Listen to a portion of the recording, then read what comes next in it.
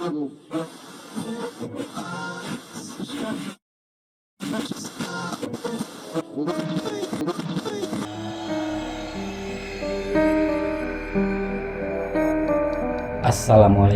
warahmatullahi wabarakatuh. Halo pemirsa setia Dedemit.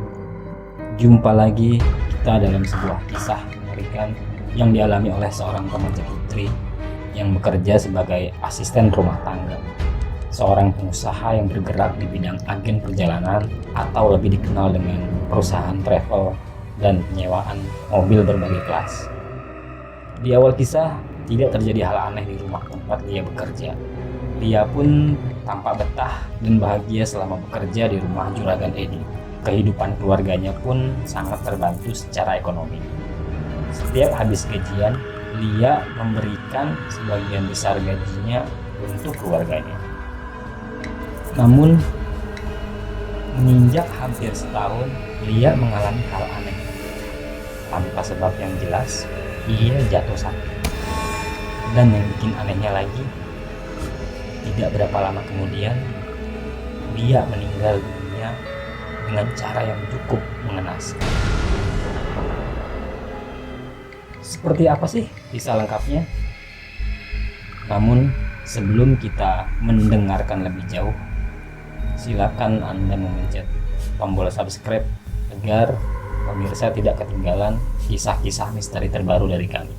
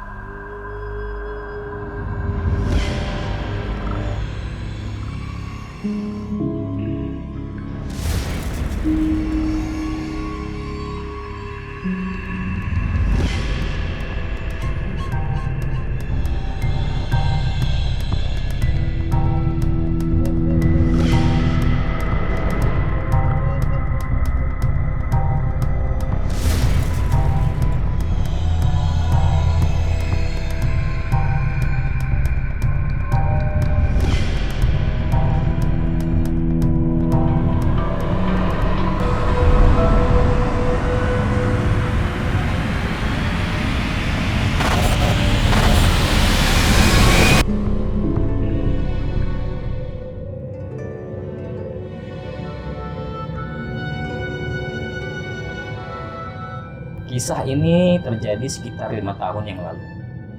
Sebuah kisah nyata yang dialami oleh seorang asisten rumah tangga.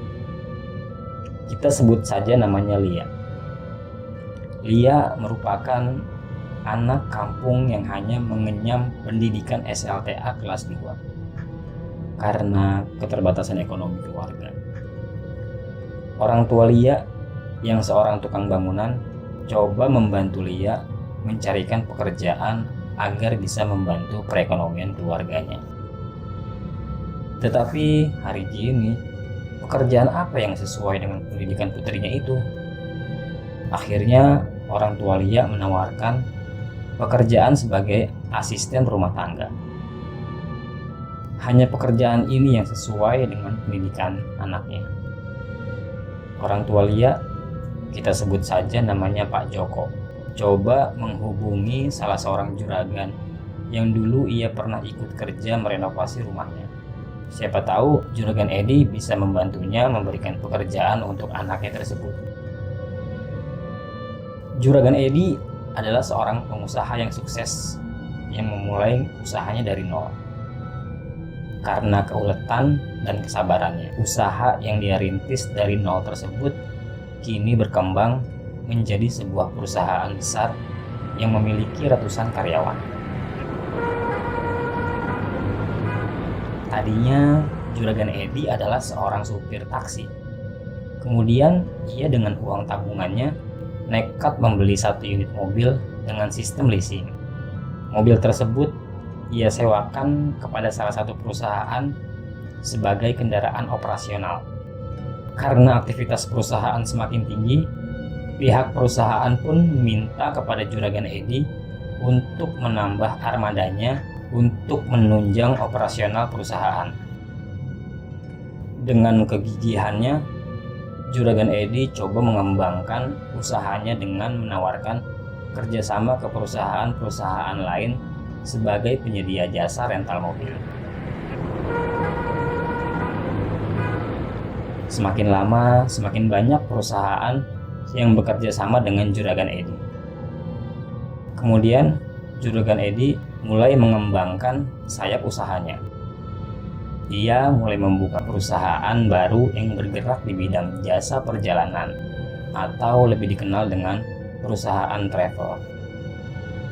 Di usianya yang masih relatif muda, Juragan Edi tumbuh menjadi seorang pengusaha sukses yang sangat dihormati di lingkungan tempat tinggalnya.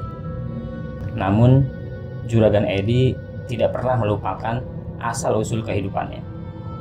Ia cukup dekat dengan para tetangga dan warga sekitar, selalu menolong orang-orang yang sedang mengalami kesusahan dan ramah kepada siapa saja yang ia temui. Singkat cerita, Pak Joko menemui Juragan Edi untuk menyampaikan maksud dan tujuannya agar anaknya yang putus sekolah tersebut dapat diterima bekerja sebagai asisten rumah tangga di rumah Juragan Edi. Juragan setuju untuk memperkerjakan Lia di rumahnya sebagai asisten rumah tangga. Mendengar jawaban dari Juragan, Pak Joko senang bukan main. Setelah berbincang-bincang, Pak Joko pamit pulang untuk menyampaikan berita gembira ini kepada istri dan anaknya.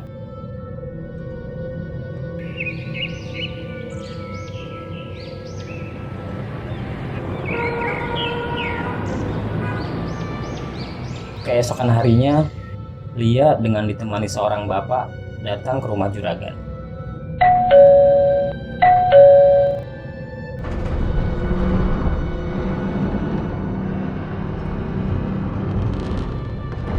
Saat itu, Lia dan bapaknya ditemui oleh istri Juragan yang cantik. Setelah diterima oleh istri Juragan, Pak Joko pulang meninggalkan anaknya untuk bekerja dan tinggal di rumah Juragan Edi. Lia menempati kamar sendiri khusus untuk tempatnya beristirahat. Ruangannya tidak besar, tapi cukup nyaman. Di rumah Juragan sendiri, ada 2 orang asisten rumah tangga yang sudah cukup lama bekerja di situ. Salah satu asisten rumah tangga tersebut mulai memperkenalkan kepada Lia peralatan rumah tangga yang cukup canggih. Asisten rumah tangga senior tersebut memperkenalkan cara mengoperasikan peralatan seperti mesin cuci, vacuum cleaner, dan lainnya, yang seumur hidup Lia belum pernah menggunakan peralatan tersebut.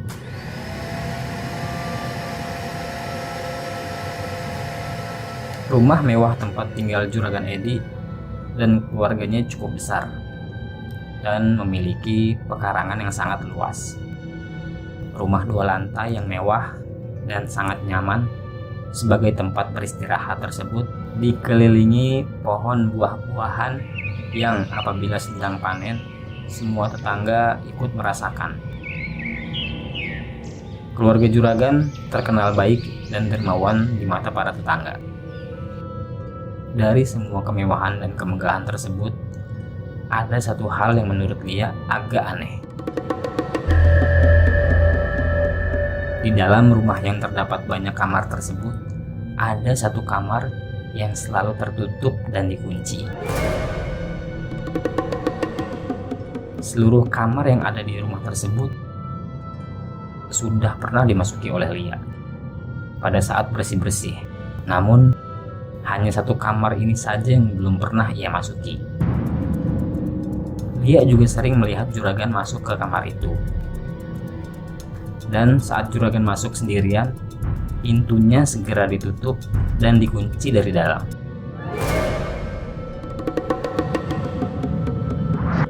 Kadang-kadang tercium bau dupa yang dibakar.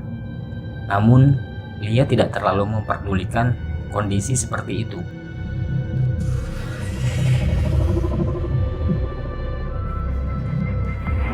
Ia hanya fokus pada pekerjaan dan menjalankan apa yang diperintah oleh keluarga Juragan. 5 bulan berjalan, Lia nampaknya semakin betah kerja di rumah Juragan Edi.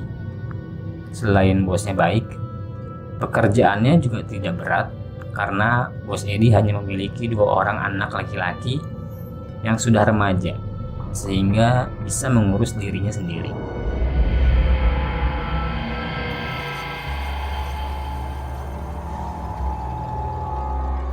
Ternyata kebahagiaan ini tidak bertahan lama. Suatu hari, Lia tiba-tiba merasa pusing demam. Tubuhnya menggigil. Asisten rumah tangga yang lain segera memberitahu istri juragan Edi mengenai keadaan Lia. Istri juragan memberikan paracetamol sebagai tindakan pertama untuk meredakan demam. Berangsur-angsur demamnya mulai menurun. Tetapi selang beberapa saat demamnya naik lagi. Kali ini Lia terlihat ketakutan. Entah apa yang dilihatnya. Sambil menggigil, Lia coba menutupi wajahnya dengan selimut. Melihat kondisinya semakin parah, istri bos Edi minta tolong sama supirnya untuk mengantarkan Lia ke rumah sakit terdekat.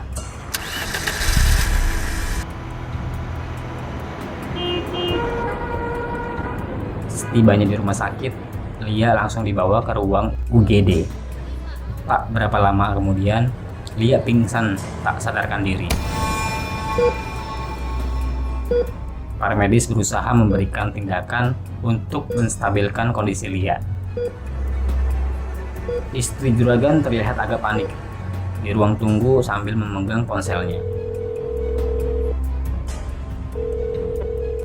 Mungkin dia coba menghubungi suaminya.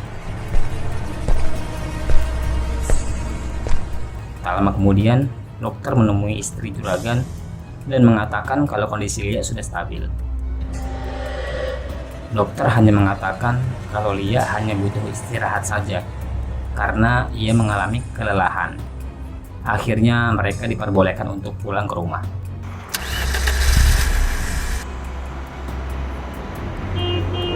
Dalam perjalanan pulang, Lia berkata ke istri juragan untuk langsung diantarkan ke rumah orang tuanya. Istri juragan menuruti keinginan Lia. Selama perjalanan pulang, Lia tidak berbicara, hanya duduk termangu, dan tatapan matanya pun kosong. Dalam perjalanan itu, istri juragan berkata kepada supirnya agar kita pulang dulu ke rumahnya untuk mengemas barang-barang Lia yang mungkin dia perlukan saat istirahat di rumahnya. Tetapi apa yang terjadi? Begitu mendengar percakapan istri juragan dengan supirnya itu, Lia langsung histeris.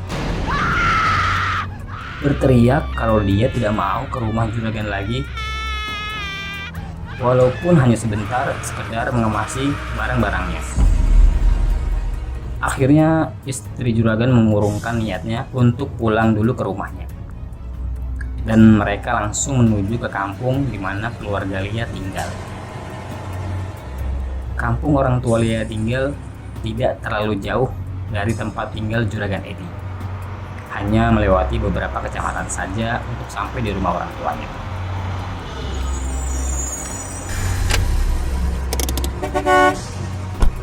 Sesampainya di rumah orang tuanya, Lia langsung turun berlari memeluk ibunya. Tidak sepatah kata pun Lia ucapkan. Istrinya juragan menjelaskan kepada Pak Joko mengenai apa yang baru saja Lia alami. Tidak berapa lama kemudian, istri juragan pulang bersama supirnya. Setelah mereka pulang, barulah Lia berani melepaskan pelukannya kepada sang ibu. Lia terlihat tenang, tapi ia belum mau bicara. Hanya duduk memandangi halaman rumahnya dari jendela. Karena sebentar lagi akan masuk waktu maghrib, ibunya menutup semua jendela dan pintu.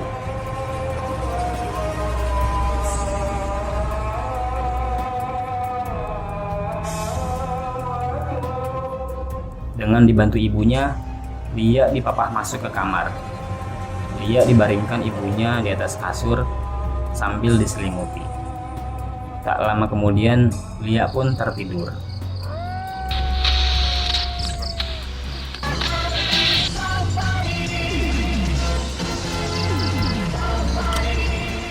Sekitar pukul 8 malam, ketika orang tua Lia sedang nonton TV, tiba-tiba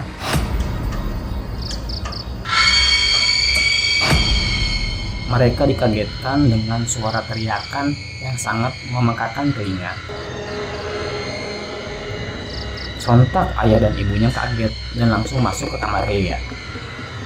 Saat mereka berdua masuk ke kamar Lia, alangkah kagetnya. Mereka berdua melihat anaknya di pojok kamar terduduk di lantai dengan rambut yang acak-acakan dan sangat ketakutan.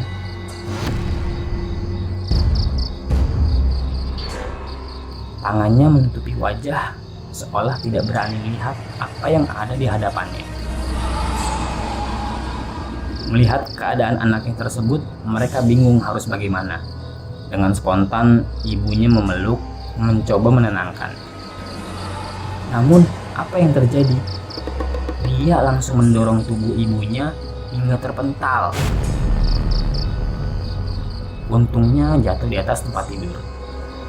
Sang ibu coba bangkit lagi menghampiri Lia. Kejadian itu terulang lagi. Seolah Lia menganggap ibunya bukan manusia. Akhirnya sang ayah coba menahan ibunya agar tidak mendekati Lia. Beberapa tetangga pun berdatangan karena mendengar kegaduhan yang terjadi. Di antara para tetangga yang hadir tersebut, ada yang namanya Pak Anwar, yang juga seorang tokoh masyarakat setempat. Melihat kejadian tersebut, Pak Anwar coba membantu apa yang keluarga Pak Joko hadapi. Pak Anwar coba masuk ke kamar menghampiri Lia.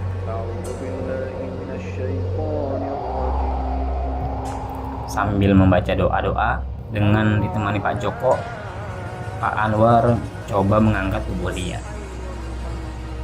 Belum sempat Pak Joko dan Pak Anwar menyentuh tubuh Lia, tiba-tiba dia berdiri menatap dengan mata melotot. Pak Joko dan Pak Anwar menghentikan langkahnya. Mereka saling bertatapan dengan Lia seolah hendak berduel.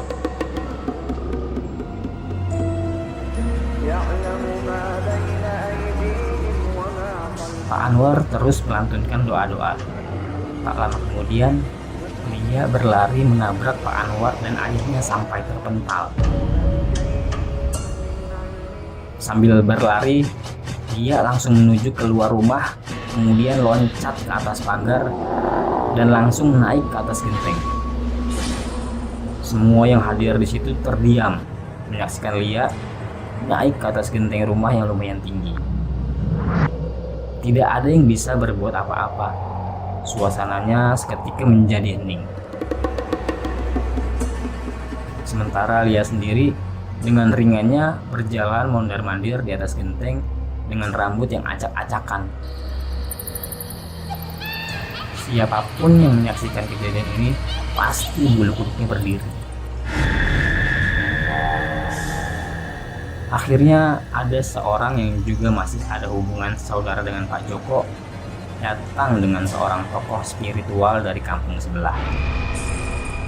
Setelah melakukan ritual khusus, akhirnya Lia dapat diturunkan dari atas genteng dengan tubuh yang sangat lemah lunglai, seperti orang yang sedang tidur. Kemudian Lia dibawa ke kamar ditemani ibunya. Sementara beberapa warga masih berkumpul menemani Pak Joko, takut kalau terjadi sesuatu yang tidak diharapkan. Suasana menjadi tenang dan senyap. Para tetangga yang tadi berkumpul satu persatu pulang. Tinggal Pak Joko sendiri. Tapi beliau tidak bisa tidur. Coba rebahan di tempat tidur pun matanya tidak bisa terpejam. Akhirnya Pak Joko memutuskan untuk tidak tidur. Dia berjaga sendirian sambil menonton televisi.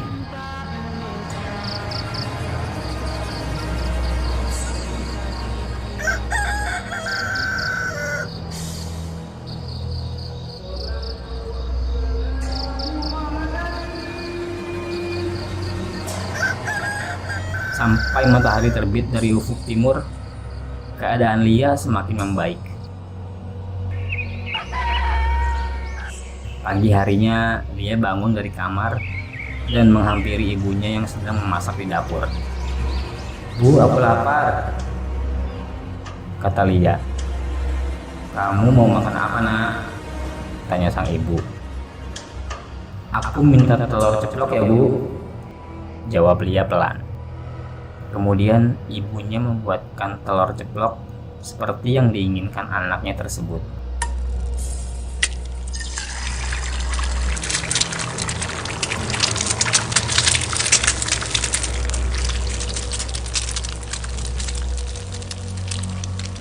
Begitu telurnya matang, si ibu mengangkat dan meletakkannya di sebuah piring.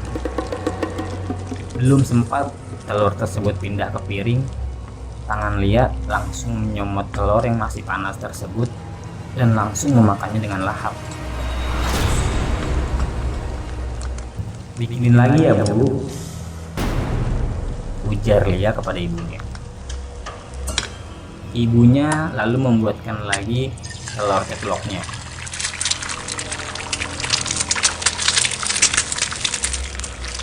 Dan kejadiannya sama seperti sebelumnya. Begitu diangkat dari penggorengan, langsung dimakan. Sudah 5 butir telur yang dimakannya. Setelah itu, minta lagi dan lagi. Si ibu tidak berkata sepatah pun, menyaksikan Lia memakan telur panas tersebut.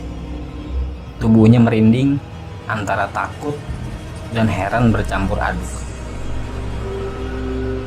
Ibunya mencari akal untuk dapat pergi meninggalkan Lia. Namun ia sendiri ketakutan karena ia yakin bahwa yang minta telur ceplok itu bukanlah Lia anaknya. Kemudian si ibu minta izin pura-pura hendak ke belakang untuk memberi makan ayam-ayam peliharaan mereka. Begitu si ibu keluar dari dapur, ia langsung berlari keluar rumah mencari suaminya dan sekaligus meminta pertolongan kepada para tetangga.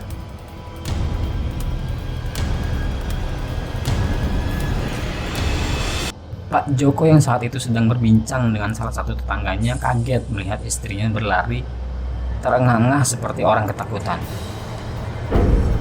Kemudian si ibu menceritakan apa yang baru saja ia alami di dapur bersama Lia. Kemudian Pak Joko pergi ke rumah Pak Anwar untuk minta tolong. Akhirnya Pak Joko dan Pak Anwar dengan diikuti beberapa orang tetangga mendatangi rumahnya untuk melihat apa yang sedang terjadi. Setibanya di rumah, orang-orang tidak menemukan Lia. Bak ditelan bumi, Lia menghilang tanpa meninggalkan jejak. Pak Joko dan istrinya panik. Akhirnya Pak Anwar mengajak para warga mencari keberadaan Lia.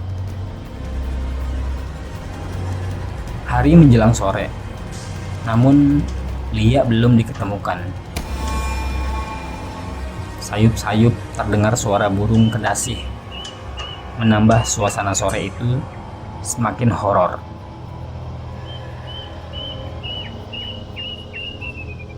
Tiba-tiba dari dalam rumah, Bu Joko berteriak memanggil suaminya. Pak Joko segera menghampiri istrinya yang ternyata sedang bersama Lia. "Kamu dari mana aja, Lia?" tanya sang bapak. "Aku gak kemana-mana. Dari tadi aku di rumah menunggu ibu," jawab Lia pelan.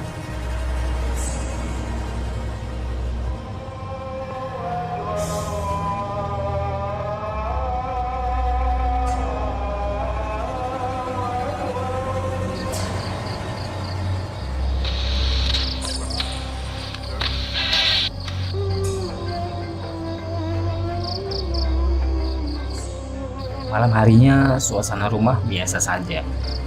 Tidak ada sesuatu yang aneh dan Lia pun terlihat santai menonton televisi ditemani sang ibu. Pak Joko duduk di kursi sambil menikmati segelas teh hangat. Tak lama kemudian, Lia dan ibunya masuk ke kamar untuk beristirahat karena jam sudah menunjukkan pukul 9 malam.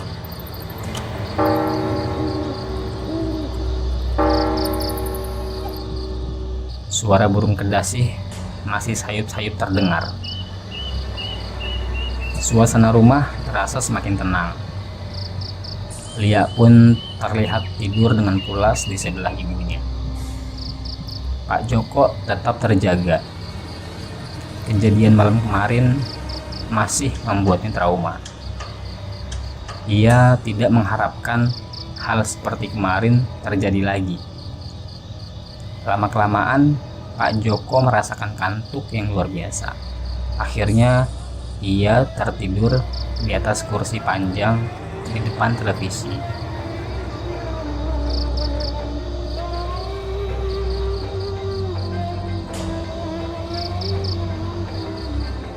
Keadaan tenang ini pun tidak lama. Sekitar pukul 3 dini hari, terdengar lagi teriakan yang tidak henti-henti, memecah keheningan malam.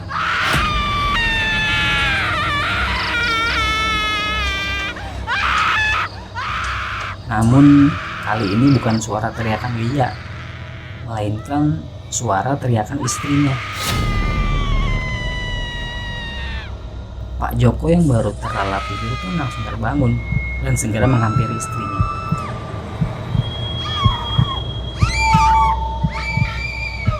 Apa yang menyebabkan sang ibu berteriak sangat histeris tersebut? Apa yang sang ibu lihat?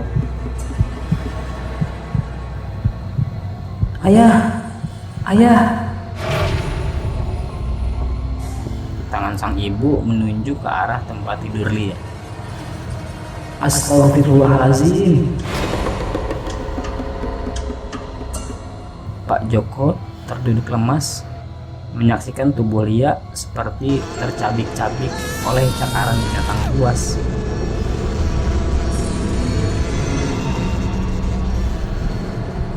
Bagian dadanya berlubang, hati dan jantungnya hilang. Entah makhluk apa yang tega melakukan ini.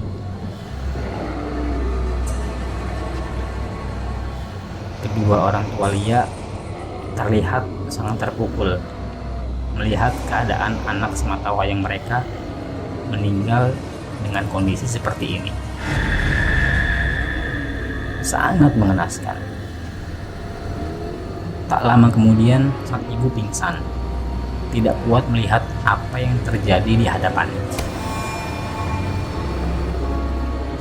Pak Joko berteriak minta tolong. Sambil memegangi sang istri, Pak Joko terus berteriak sampai akhirnya beberapa warga berdatangan. Sambil ketakutan, mereka akhirnya berhasil mengeluarkan Pak Joko dan istrinya dari dalam kamar. Suasana semakin mencekam. Kemudian dari atas plafon rumah terdengar seperti langkah kaki berjalan.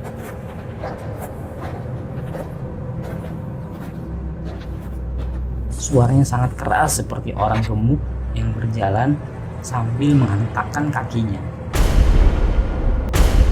Suara langkah itu perlahan menghilang seiring suara azan subuh di masjid.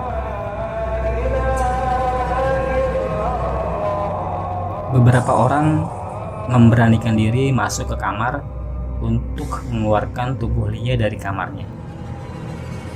Darah yang berceceran di lantai dan tempat tidur mengeluarkan bau amis yang sangat menyengat.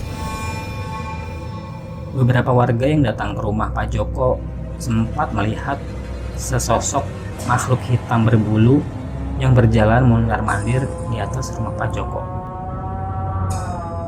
Dengan tangannya terlihat kalau makhluk itu seperti sedang makan sesuatu dengan rakusnya.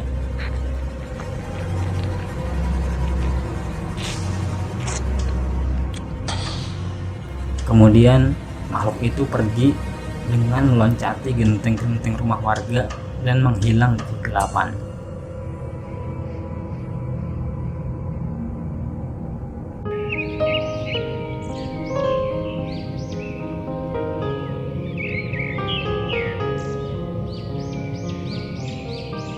Beberapa waktu berlalu.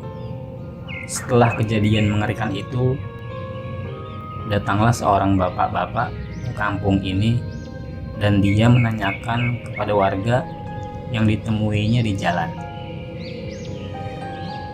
"Apakah benar, Pak, di kampung ini ada kejadian aneh beberapa waktu lalu?"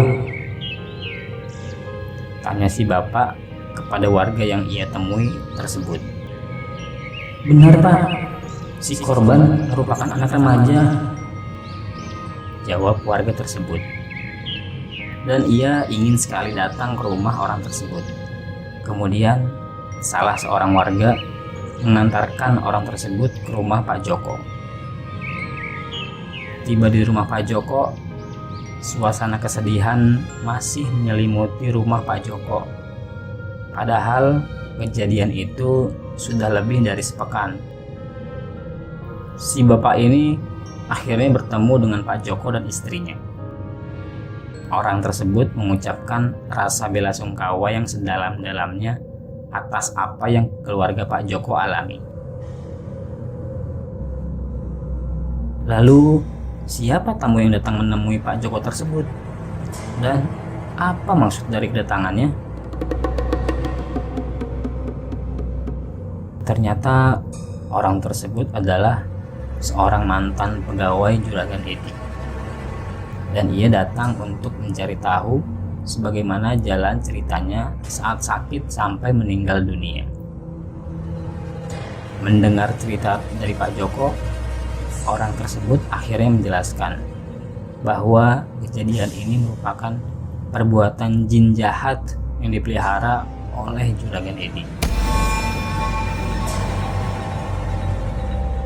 Jin inilah yang membantu Juragan berhasil menjalankan usahanya menjadi besar seperti saat ini. Lia bukanlah korban pertama dari keganasan makhluk ini. Sudah banyak yang menjadi tumbalnya. Cuma para korbannya bertempat tinggal jauh di luar kota, sehingga kita tidak mengetahuinya. Bagi orang-orang yang sangat dekat dengan Juragan Edi, tahu mengenai fenomena ini, tapi mereka tidak berani menceritakannya. Kejadian dan keadaan korbannya semua hampir sama. Hati dan jantungnya hilang.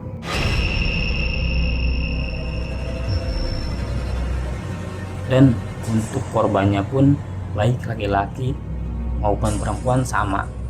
Mereka masih perawan atau berjaka.